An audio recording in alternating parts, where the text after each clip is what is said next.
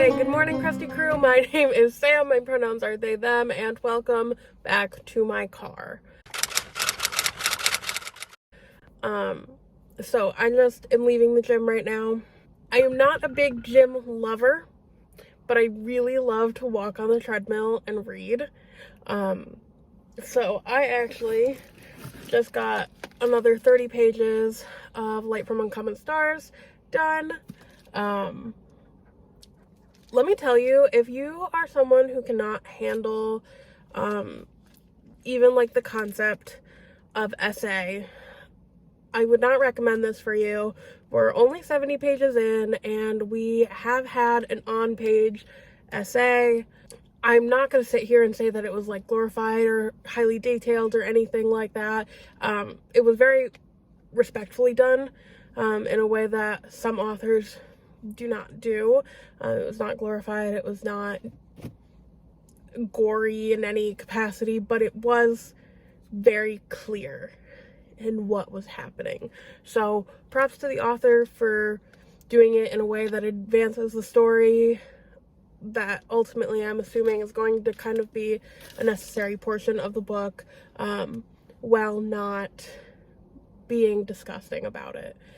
So that happened. I also want to say that I find it a little bit jarring in this book so far, because we go from, so we have Lan, who is an alien who owns the donut shop, and then we have Shizuka, but she is the violin teacher who made a deal with a demon, and then we have Katrina, who is the trans violin soon-to-be student, but she was homeless, leaving abuse from her parents, going into a scenario where she did get essayed and abused fairly consistently.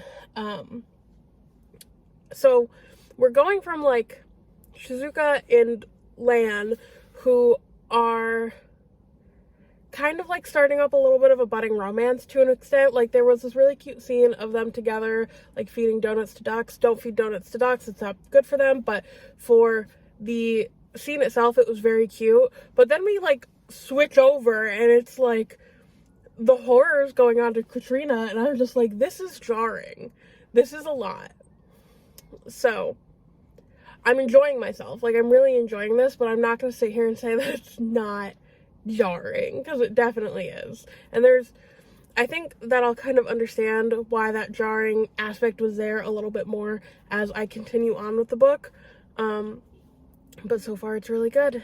And now I'm gonna go get some coffee, and then I am going to go to work and hopefully finish out my Charlie Jane Anders audiobook today.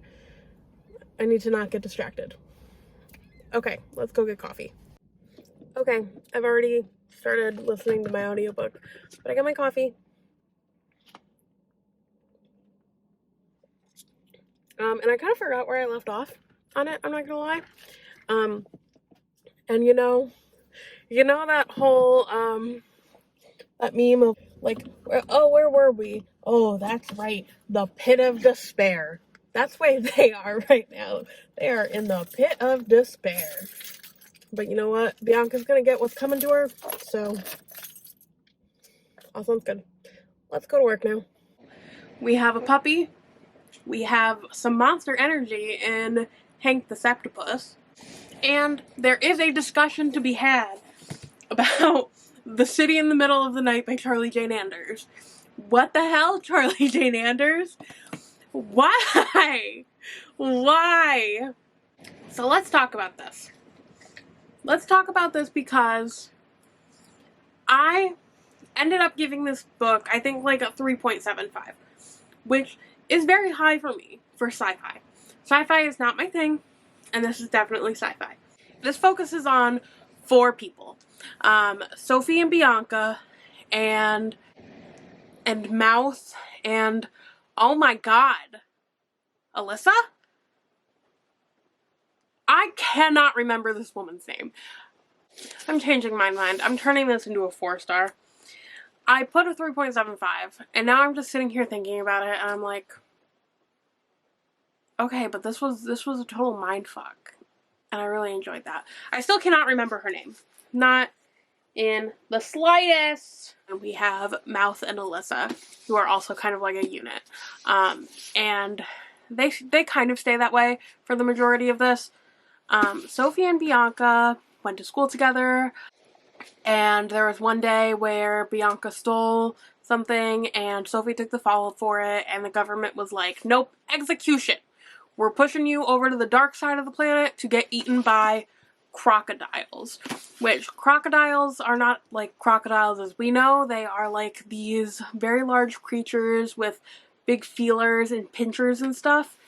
And through Sophie's supposed execution, we learn that the crocodiles are more than these beasts that the world thinks that they are, or the humans think that they are. And this crocodile is what we're calling it so far. It changes over.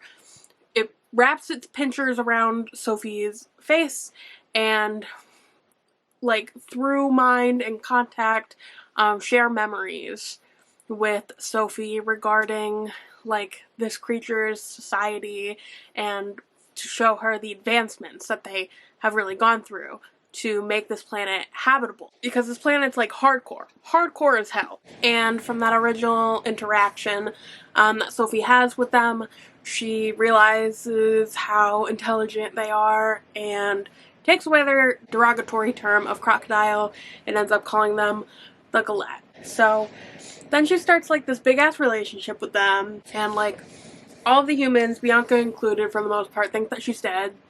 She goes into hiding with someone from her mother's past for a couple years until Bianca is in danger.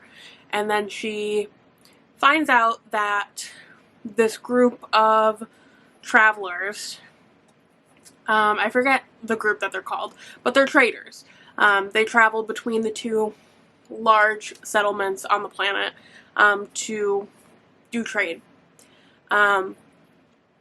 Sophie finds out that this girl Mouth has infiltrated the rebels and is going to kind of betray them to just get into the palace to retrieve an artifact from her dead community.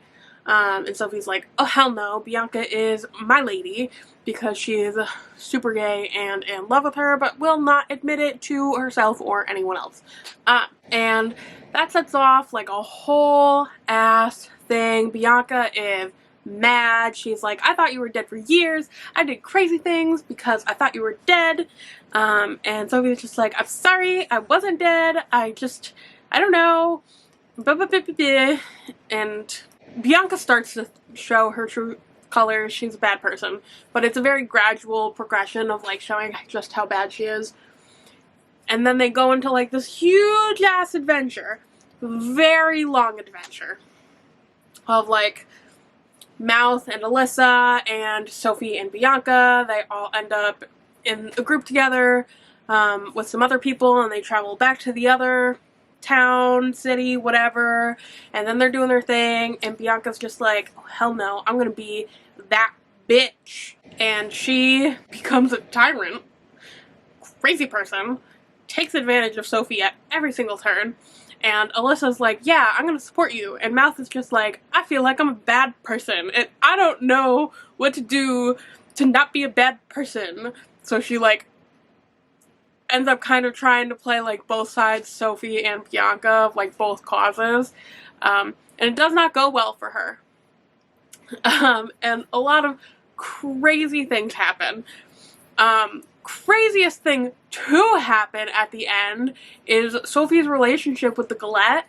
I'm not gonna go into like spoiler, because I feel like everyone should read this if they want like a crazy sci-fi to follow. But Sophie's relationship with the Galettes turns insane. It's so interesting, so complex, and it just, oh my god. It was a total, complete mindfuck. There were so many twists and turns, there were so many betrayals, There was like so much self-exploration. It was crazy. It was just awesome. I still feel like, so I finished this probably almost 6 hours ago, and I still feel like I'm unpacking it. Even though I've already started my next audiobook, like, I'm still in this one, unpacking it.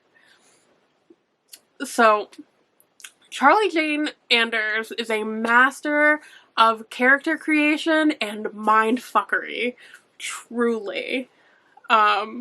This woman, she's just all that in a bag of chips.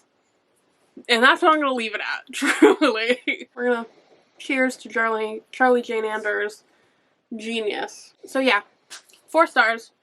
Loved it.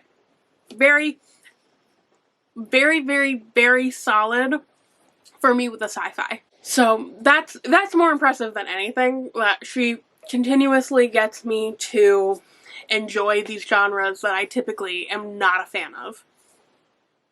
So after I finished that, I moved on to Cemetary Boys by Aiden Thomas. It's my other audiobook for this week. And it's a reread for me. But God, you know, I'm only like 2 or 3 hours into it, and it's bringing up some feelings again. Like, I forgot how many feelings I originally had over this book, but like, it brings out some like gender feelings in me. Some anger, some rage, and it's more intense now because the last time I read it, I was in a scenario back home where I was out and everyone used my correct pronouns for the most part, and I was very accepted and acknowledged, and I was in like a good scenario, and now I'm up in Maine, and that is definitely not the case. I'm sure people are sitting here like, why the hell did you move to a rural area when you were like in a queer accepting space? Well, it's the autism. That's fine. Besides the point. It's bringing up some feelings. It is like bringing up a little bit of rage of like, I want my gender to be acknowledged. Like, I deserve that basic human respect. And it's giving me more anger than I can actually manage to have right now. So, yes, I'm back in the situation that I feel like I always get into with Aiden Thomas, where I'm just like, God damn it! You're giving me too many feelings. And I cannot handle these amount of feelings. Because it's like, you're bringing up these scenarios with these characters, and I'm having scenarios about the feelings about the characters and the scenarios that they're in. And then I take those feelings that I'm putting on them, and they just kind of get doubled, because then I also put them into me and my existence. And you know what? That's a lot of feelings. That's too many feelings. So thanks, Aiden Thomas, for doing this again. That's besides the point. I'm loving it. Of course I'm loving it. I loved it the first time I read it. I'm still gonna love it. So that's where I'm at. I got a few more pages into my Ryka Aoki book that I was talking about this morning, but not very far. So, you know. So I don't really have very much more to say on it. I mean, I have a couple things to say on it, but I'm going to hold my thought until I do some more reading, because I'm going to do more reading as soon as I'm done updating everyone and doing a quick TikTok update. Yes, she is a baby. So yeah, that's where we're at. So far, everything's going well. This has been a very long update, so we'll talk to everyone later when I read more of my physical book. Okay, bye.